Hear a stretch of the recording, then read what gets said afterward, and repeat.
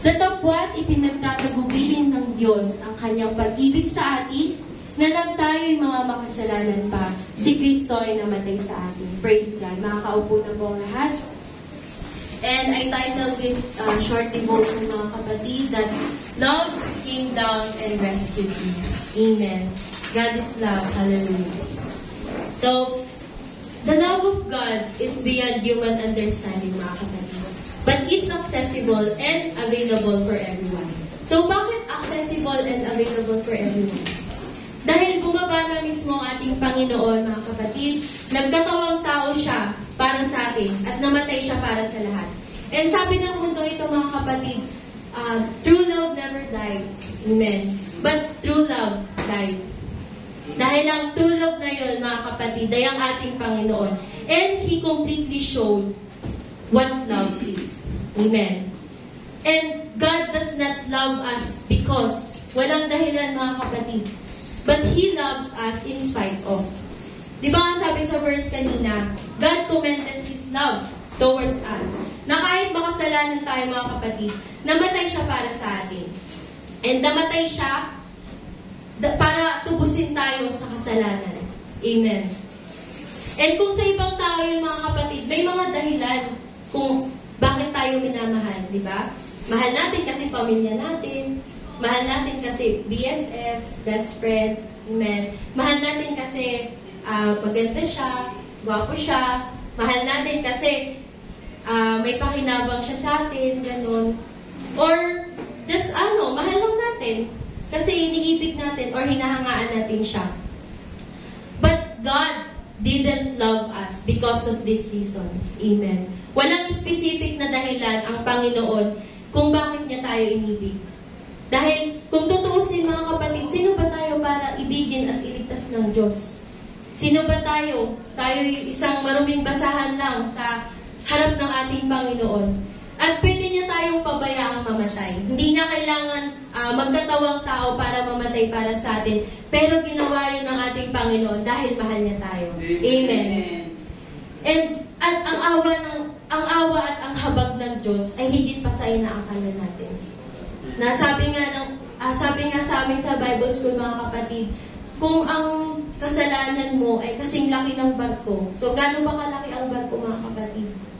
Sobrang laki po, di ba? Sabihin natin, parang mga 3 bahay, or higit pa doon, kasi hindi pa naman ako nakakita ng barko. Pero ang awa at pagpapatawad ng Diyos, amen, ay kasing laki ng karagatan. So, mas malaki pa rin sa barko. Amen. Palakpakan natin ang ating Panginoon. So, bakit naman ganun na lang tayo ibigin ng ating Panginoon? Minsan ba napapatanong tayo, mga kapatid, na bakit ba ako minamahal ng Diyos? Sino ba ako? I'm not worth it. Hindi naman ako karapat-dapat. But, it's because we are created after His own image, mga kapatid. He saw you. He saw us as worth dying for. And God will do everything to protect His own image, mga kapatid. Kung hindi man tayo pasok sa standard ng mundo, let it be. It doesn't matter sa ating Panginoon because He loves us no matter what and who we are. And God's love will not let a wounded man go home the same way. At tayo yung wounded, mga kapatid. May mga kanya-kanya tayong sugat na dinadala sa mga oras na to. Mayroon sa atin na may mga sakit. Mayroon sa atin na may problema. Mayroon sa atin na may pinagdadaanan na sobrang bigat. At hindi yun alam ng bawat isa. Pero alam yun ng ating Panginoon. And accepting Jesus is like going to hospital, sick and not getting a treatment. Kaya hindi doon natatapos, mga kapatid. Hindi lang natin siya dapat i-accept.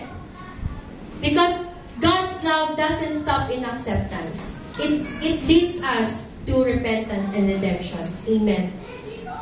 Kaya hindi sapat na tanggapin lang natin ng Panginoon. Kung minamahal niya tayo, dapat ibalik natin ng doble yung pagmamahal na yun, mga kapatid. Dahil deserve ng ating Panginoon yun. And we need to show the love that God has given to us.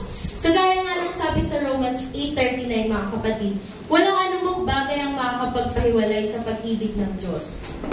Amen? So sabi dito, kahit ang kataasan, kahit ang kababaan, kahit ang alinmang ibang nilalang ay hindi makakapagpahiwalay sa atin sa pag-ibig ng Diyos na nasa kay Kristo. Jesus, nasa Hesus Kristo na Panginoon natin, mga kapatid. Hallelujah.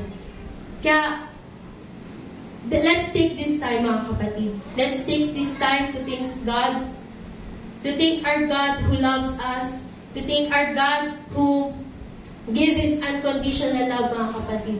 Dahil ang totoong pag-ibig ay hindi natin matatagpuan sa mundong ito.